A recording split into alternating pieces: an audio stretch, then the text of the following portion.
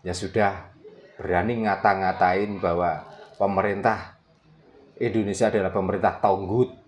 Tapi kalau ada orang Jawa yang ngomong itu sudah agak berani sedikit, sudah mulai dikritik, kiwotengen. Ya, ini harus dilaporkan, ini harus dijebloskan. Saya melihat di konten aja saya kudu guyu kok.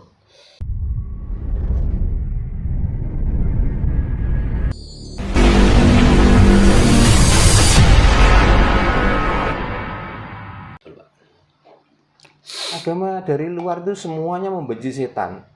Orang Jawa itu mencintai setan kok. Itulah letak welas asih wong Jawa, bukan hanya pada manusia saja. Sampai setan pun dengan membakar kemenyan katanya memberi makan setan. Dengan kita orang Jawa mestinya berterima kasih. Ngatasi awak dhewe kawulane Gusti wae iso ngewangi makani ciptaane Gusti sing bernama setan. Sebenarnya kan kita itu harus bersyukur. Nah, ajaran-ajaran orang luar semuanya diajak untuk membenci setan. Padahal Tuhan tidak menciptakan jin dan manusia hanya untuk mengabdi atau untuk melakukan sesuai dengan perilaku antara jin dan manusia. Atau jin, kalau jin yang melakukan tugas jin, kalau manusia ya melakukan tugas manusia. Nah, kok terus kita diajak membenci salah satu ciptaannya? Pertanyaannya, nah inilah ajaran pengkhianat namanya. Setan mana yang harus dibenci, Pak? Kan seperti itu pertanyaannya. Oh, saya tuh kepengen ketemu setan dan kepengen ngobrol sama setan. Ini sampai sekarang lu belum bisa. Belum pernah, Pak ya? Belum pernah. Padahal sudah kepengen ini. Dan saya tuh rindu. Gitu loh. Masalahnya apa? Kalau saya itu menjadi teman setan, kalau sampai nanti ada benar-benar ada neraka, mungkin saya selamat karena setan berasal dari api. Nah, kalau berteman dengan api, sumbernya api, aman. Makanya saya tidak pernah berharap masuk surga. Saya kepingin masuk neraka. Dan pengen punya teman setan. Nah, itu. Makanya saya dianggap sesat. Memang saya sesat kok. Tanpa saya sesat, nggak mungkin saya belajar atau dongeng tentang ini. Kalau sudah nggak sesat, ngapain dongeng? Apalagi orang katanya berilmu, yang diklaim ulama. Itu sebenarnya bukan berilmu. Orang yang masih sesat. Karena masih menceritakan ilmu. Betul. Dan masih melaksanakan ilmu dan tidak mau mengakui. Ya justru kalau saya dibilang sesat berarti sudah pas. Matoh sip. Saya sesat. Saya kafir. Saya musyrik. Ya, masalahnya apa? Kok saya itu kafir? Sampai saat ini saya merindukan yang saya sembah. Saya belum pernah ketemu. Betul. 2. Tentang setan yang benci orang lain, setan yang dimusuhi orang lain. Saya juga kepingin ketemu, belum pernah ketemu. Makanya saya masih kafir, saya masih sombong, kepingin ketemu dua-duanya. Biar tahu, Pak ya. Walaupun ada orang mengatakan nggak mungkin kalau nggak mati, hidup aja nggak ketemu kok nunggu mati. Mati ya malah buabar pisan ra ketemu. Malah konyol, Pak. Nah ini, Pak, sekarang kan juga marak, Pak. Bisnis haram para habib palsu itu, yang membuat makam palsu itu terus dinamai sesi A, si B, si dan lain sebagainya. Bahkan yang lebih kronis lagi, makam leluhur dicabuti apa itu patoknya diganti nama lain. Nah itu bagaimana, Pak? Segera diluruskan, Pak. Kalau saya masih tetap menyalahkan pemimpin. Oh gitu ya, Pak ya. Ujungnya itu di pemimpin. Gitu loh. Jadi nggak hanya slogan, nggak hanya ucapan persatuan Indonesia diucap-ucapkan, tapi dikala ada orang yang mulai mengajarkan perpecahan, nyatanya dibiarkan, nunggu kita laporan dulu, nunggu kita merasa dirugikan dulu, pemerintah baru cawe-cawe.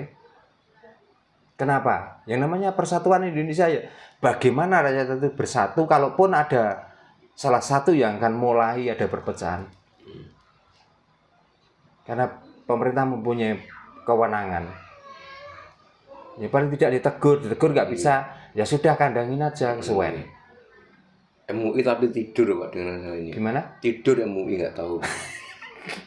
Padahal kan seharusnya kan yang lebih penting kan masalah itu, Pak. Nah, nggih Mas In, makanya ya.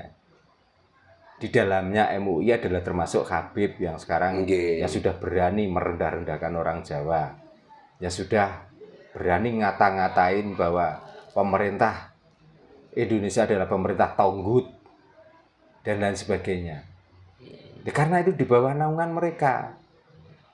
Kalau dia nggak berani ngomong wong Jawa bentis tak jak kelompok, tak jak nyikat orang-orang yang bikin gaduh seperti itu. Betul. Gitu loh. Karena dia juga mendapatkan upah dari orang-orang yang mencaci maki itu, makanya ya diem saja.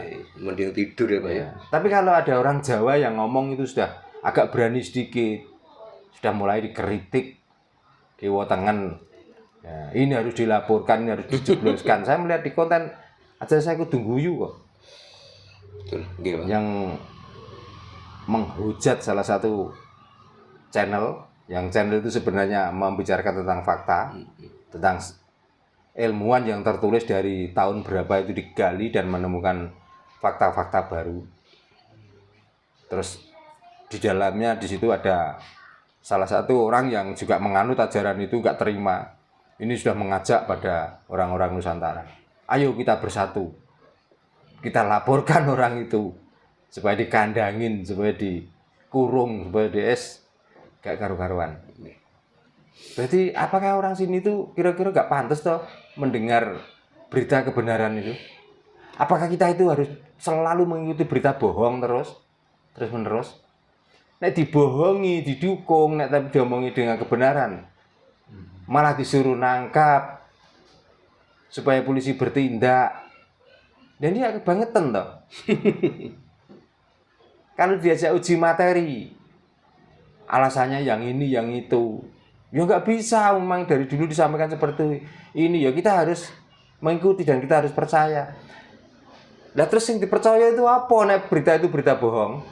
Coba. Mestinya kita percaya itu kalau fakta dan bukti. Kan itu. Nah, berita itu nggak bisa diuji kebenarannya. Terus kita harus percaya dan kita harus melaksanakan. Kan sama saja kita beli kucing dalam karung yang tidak tahu rupanya terus harus harganya sekian. Makanya orang-orang sekarang yang dianggap pintar, yang dianggap sudah ternama, terus akhirnya banyak memasukkan benda di dalam karung, terus harus dijual mahal dan yang membeli harus mau. Nah ini artinya menyebarkan kebohongan. Nah terus sampai kapan kita itu mau dibohongi dengan orang-orang itu terus? Makanya ayo kita waras, ayo kita sadar. Sebenarnya tanpa agama itu, kita itu bisa kok hidup tanpa agama, lo bisa. Sangat Pak. Ya makanya, kenapa harus bergantung pada agama? Seandainya tiap tahun ini enggak ada penyembelihan korban yang besar-besaran, mungkin di sini itu banyak sapi, banyak hewan. Kalaupun nggak habis untuk konsumsi orang Nusantara, mungkin orang luar negeri itu banyak yang beli hewan di sini loh. Tapi karena setiap tahun itu sudah bisa dihitung, bukannya ribuan, jutaan nyawa per tanggal 10 bulan besar ini, nyawa-nyawa hewan kita tuh melayang yang sia-sia, yang hanya untuk mengelabui lidah. Enaknya di sate, enaknya di gulai, malah menunjukkan seolah-olah kita itu orang yang tidak bisa menahan hawa nafsu. Pak, ini saya lanjutkan dengan titipan teman-teman Pak. Mungkin ini menyimak video Pak Jano tentang kemarin waktu malam Senin itu kan temanya kan tentang sembahyang Pak. Nah ini titip pertanyaan, sholat atau sembahyang sebenarnya itu menghadap Tuhan atau menghadap kiblat? Nah, apakah orang menyembah Tuhan itu harus menghadap Tuhan? Mohon Pak Jano untuk menjelaskan. Karena orang Jawa tidak mengenal sholat, yang dikenal sembahyang. Sembahyang artinya itu bukan menghadap Tuhan atau menghadap kiblat, tapi mempersembahkan diri kita sendiri kepada diri kita sendiri. Itu. Apa artinya yang dipersembahkan? Apa yang kita rasakan dengan hasil, dan hasil itu bisa kita nikmati sendiri dan bisa dinikmati orang lain, itu namanya sembahyang. Jadi tidak harus menghadap Tuhan atau menghadap kiblat, karena Tuhan tidak ada tempatnya, datan kena kina ngoyo ngopo. Apalagi kiblat, kalau sudah mengatakan kiblat berarti arah. Tuhan tidak mempunyai arah. Tuhan itu di mana-mana dan tidak di mana-mana.